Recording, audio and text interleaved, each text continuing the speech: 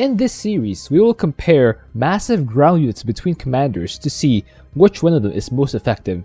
We will start with Kerrigan, and I'll use her Torrasques, which have the ability to revive upon death.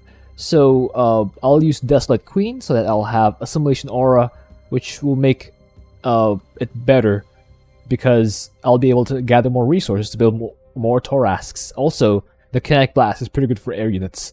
My masterpiece will be Kerrigan attack damage, since I don't want to spam Kerrigan's abilities because I don't want to steal kills from my Ultralisks or my Torrasques. I'll go with combat unit best being gas cost because Torrasques are expensive. I want to have a lot of them. And finally, I'll have Expeditious Evolutions because I don't want immobilization to kill steal everything. I just want enough that the Torrasques will still deal the bulk of the damage. Will be on missed opportunities. The objective, of course, is to escort the harvesting bots to the Terrazine geysers and protect them from enemies. So for this series, we'll be going up against Ground Protoss, the Masters and Machines enemy composition, to make it fair for everyone. So let's thank Endarth, Karis Band, Lucinous Impudence, and Shadow Archon who are supporting me in the Pulse Cannon tier. And thank you to all my supporters on Patreon. I'll be going on the Maguro map so I can keep everything as same as possible. I want everyone to go up against the same enemy composition, and also this arcade game allows me to actually solo without having to look around for someone who wants to idle for me and make sure they will idle. So yeah, we spawn at the bottom, have the production tab so you guys can see what I'm spending my money on, if at all. I am notorious for having bad macro, being not that high of a 1v1 player. In fact, I don't play 1v1 at all, so there it is. I will actually begin with a hatchery first. Yes, the expansion is blocked, but that never really stopped me from just having a hatchery here. It's actually just great for having extra worker production right away, even if it's slightly less than optimal. I can just break down these rocks later and take another hatchery over here. The extra hatchery is great because it allows me to produce extra larvae without having to worry about making queens. In 1v1, these are called macro hatcheries. They're basically just there to produce extra larvae for free without having to worry about, injects on queens. Kerrigan does have that mechanic, but to be honest, I don't really use it. It seems like such a 1v1 thing to have to manually inject to get more larvae. Anyway, go with 19 supply, then start the gas. That will allow me to get the needed resources to harvest, to produce Ultralisks, I should say. Once the hatchery completes, I start making larvae out of that, and it's rallied to these minerals so that all the workers will immediately go there. And then my build for this is I go to 20 supply, and then I wait for 200 minerals, and then I start the spawning pool. But I have a bit of a hotkey problem here, so I needed to pause right at this moment and then start the spawning pool a little late. But that's fine. No, only a few seconds. Doesn't really matter in the long run. So far, we're just constantly producing workers, although I do stop at 23 supply. 23 supply is when I start my lair. There it is.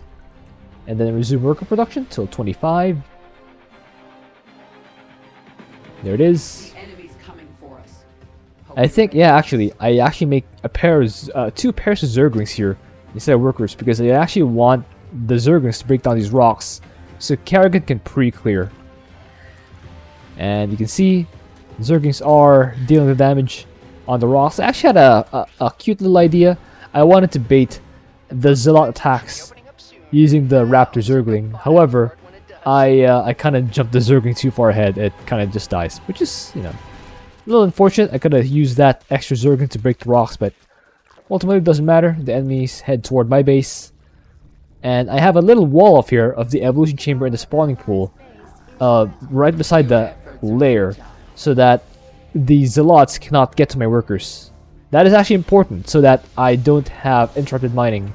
As you can see, Kerrigan just running past, destroying the Zealots while the Omega Network's on the way. The Omega Network is one of the most important mechanics that Kerrigan has if you are unaware, or if you're a new Kerrigan player, you gotta make these Omega networks beside your hatcheries and your hives, and rally said hatcheries and hives to the Omega networks, so that all the units that you spawn will immediately go into the Omega worms.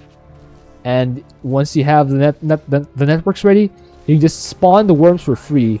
These things have 1,000 health, and they are detectors, and they transport units instantly for free.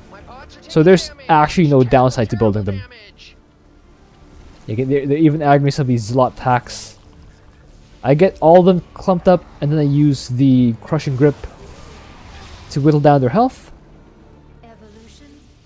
Use another crushing grip. So ability efficiency is on the way for Kerrigan. That will allow me to use Assimilation Aura even more frequently than I already do. Also, Hive is completed. That will allow me to start my Ultros Cavern that I need to fight the Torrasques. I just sacrificed these Zerglings. I don't want them getting any kills at this point. That was completely intentional. Of course, if you're playing as Kerrigan yourself, you don't want to sacrifice it for nothing. I've sacrificed it because I want the Torrasques to get all the kills. Or as many as possible. Of course, they cannot get all of them, because you will have to fight air units. So Kerrigan just slowly picking off these units one by one. You can see the worms spawn instantly, unlike in 1v1 where there's a build time to these Omega worms and they cost money. The worms in co-op, specifically the Omega worms, spawn for free. And they spawn instantly. There's actually no downside to building these Omega networks. Or these Omega worms. They're just on a cooldown. They have a 60-second cooldown. And then you can spawn the next one. It's beautiful. It's actually amazing. So Ultros Cavern's on the way. That's almost done. Just stand Kerrigan over here to wait for the next attack wave. I start the first Torrasque and the first Ultros upgrade, the I think it's the charge or something. Burrow charge. That's what it's called. So I just use Kerrigan to keep picking off these guys. As soon as the charge is done, I get the I think that's the life leech. I'm not sure. I just get them all. They're all pretty good upgrades. I make another hatchery here, another macro hatchery, so I don't have to worry about injects. For low-level players like me, having these macro hatcheries is actually amazing, because you can have all the larva production you need without having to worry about injects. And the best of all is they only cost minerals. And it's fine, because Kerrigan is a gas-heavy commander. You can see I'm trying to micro that Ultra so I don't lose it. Survivability, once again, is part of the metrics for Kerrigan. You can see I'm starting +2 attack, as well as 3 more Torrasques. These Torrasques are low, so I don't want them to take that much damage. I use the burrow charge to stun these guys, and of course I retreat the weak one. And I smash those guys until they're no longer a thing. Go to this spot. Yeah, I want to pick off the Immortals. The Immortals are pretty dangerous units for your Torrasques to handle. So I let Kerrigan take care of the Immortals until I get enough Torrasques that it won't really matter. By the way, for this game, to make my life simpler, I won't count respawning Torrasques toward the death count. That is part of their perk that you don't need to spend that money to regain that lost Torrasque. You just wait for the cooldown. So I will not count respawned Torrasques toward Torrasques lost. Or putting it another way, I will not count it against their survivability if they respawn. Okay, so I run to this area.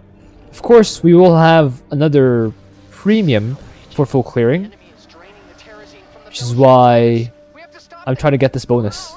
Normally I don't, but you know, yeah, normally I don't because my allies take care of that. But in this case, I don't have an ally, so I will get the bonus. Alright, so I left one guy here. In fact, I'll probably even take him. So just yeah, keep whacking these things. Producing 2 more Torrasques and +3 attack at the same time. Producing more Torrasques. And I believe, yes, I unload this drone over here from this. You can see the utility, the incredible utility of the Omega Worm. And I transport a drone straight from my base to the first bonus. And then I'm building the spine crawler to keep poking at the enemy or at the bonus. Because, I'll show you later, once the spore crawler, or once the spine crawler completes. You see Ultrasks mowing down this whole base. Alright, so you can see that the bonus timer is paused at 258. That is because as long as the bonus is still taking damage, it will not continue the timer. So you can actually have a singular drone or a singular SCV or a singular probe working on that bonus, and it will still continue to have a pause timer. And I can just play the map as normal without having to worry about the bonus timing out. Instead, my Torrasques here. I use Crush Grip to keep those guys in check. Pull my Torrasques back.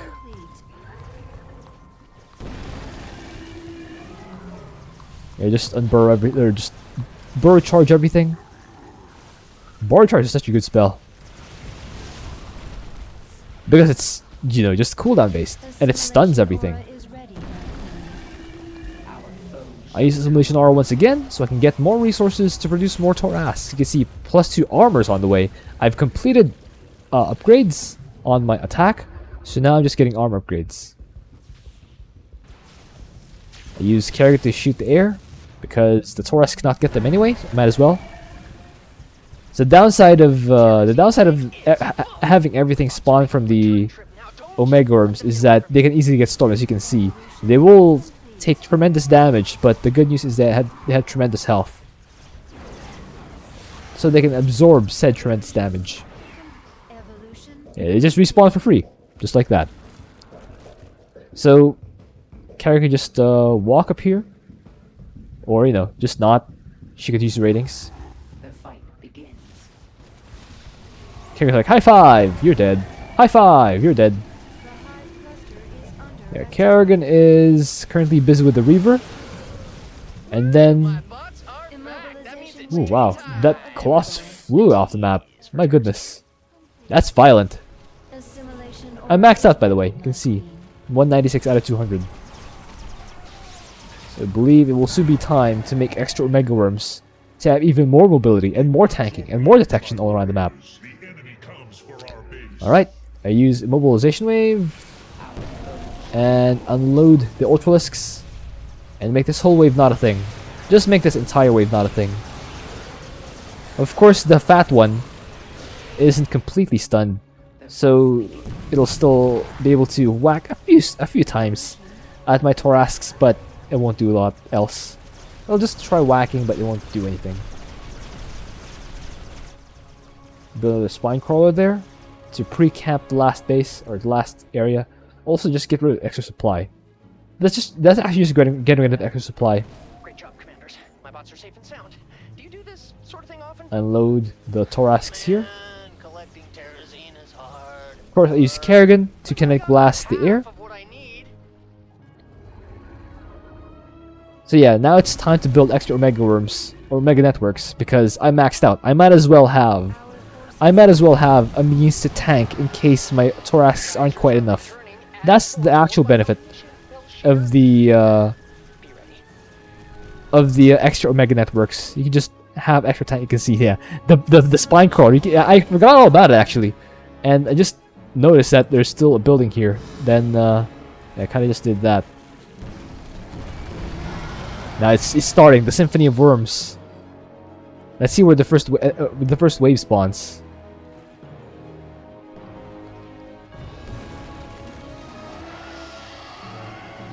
Where was I looking actually? I believe I'm about to finish off the bonus. I used Kerrigan to destroy that one observer, that one singular observer, because it was an air unit. Now delete this thing and get back inside. Alright, now we're just waiting for They were extracting the last, those things. Why didn't I think of that? or rather, the next wave, the fourth set. By the way, I believe this spine crawler... Ah, no, it was actually new. The spine crawler is only here Commander, to prevent I am detecting enemy enemy probes from rebuilding this corner up here. I don't want to have to re-clear it. It's basically just an assurance that I have in fact full cleared. Alright, it's down. Enemy's clearing this one. Enemy has 2 upgrades and everything, but I have 5. So my upgrades are better. Alright, I unload the ultras here. They just shove everything aside. Completely just bulldozing the enemy. That's what Torrasques are. Zerg bulldozers. Zerg dozers. Next wave time. Got some more wave here. I think I'll actually just let them destroy this one, and I'll spawn right behind them. Or not. We can use ratings. Actually, just destroy this prong. Oh, actually, I unload. What I did here is I selected this Omega Worm, and I select this other Omega Worm. So I have both of them selected at the same time, and I hit unload. So that will make them both unload at the same rate. So it'll have about half of everything from each worm. It's a pretty good way to divide up your forces. My bots are heading back to base. Be careful, commanders. It's a jungle out there. Next wave time. Yeah, you can see, by the way, for those of you who are new to co-op, this is the harvesting bot. The harvesting bot extracts the terrazine, and these are the guys you have to protect. These things can't die.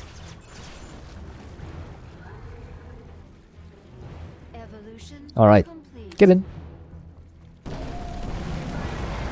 It's time for the Symphony of Worms. Alright. I think I'll just let him have that.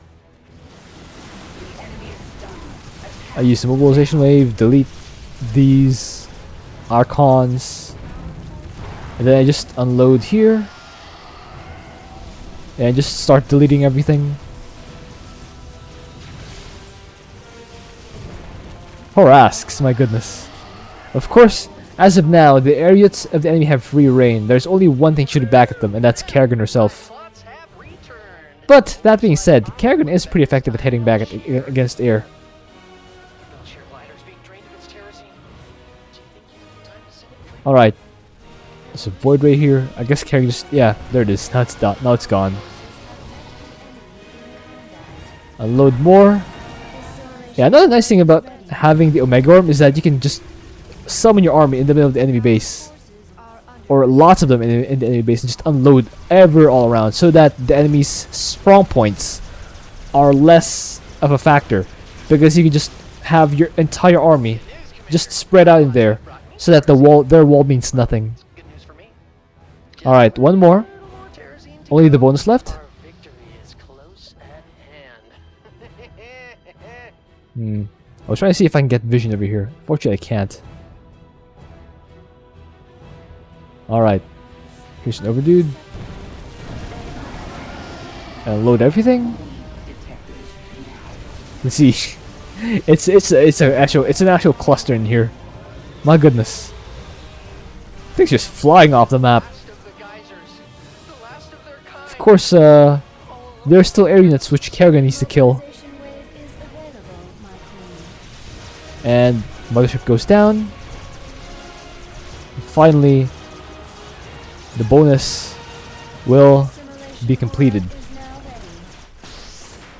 There it is. So now all that's left to do I mean, I thank you. Yes. is camp Put the thanking. the 4 spots where the enemies spawn from. So enemies will attack this side, this side, this side, and this side. So we want to have units on units at least available on all 4 sides. And availability means just having an Omega Worm there.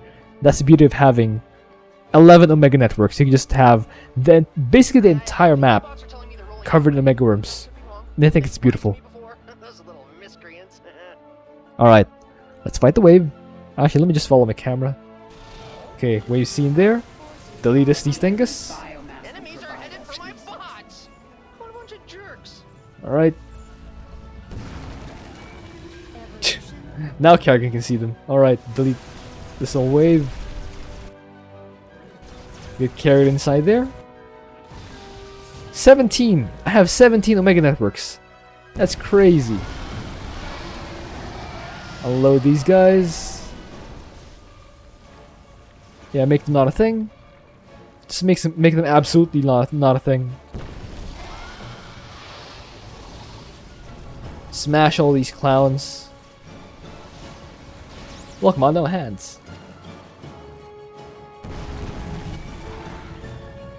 Alright, another wave there. So I just unload everything on top of their faces and just absolutely make them not a thing. Alright. I think Kerrigan's getting a few too many kills here. I'm slightly not okay with how many kills Kerrigan is getting. Alright. Just delete those dudes. And run back into worm. That's how easy Kerrigan is when you have Omega worms. You just put everything inside and then unload wherever you see enemies, and then there will be no more enemies. Alright. Unload there. Delete us the enemies.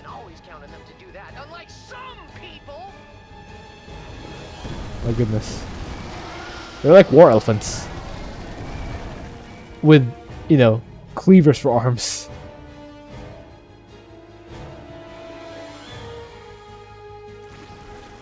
Alright.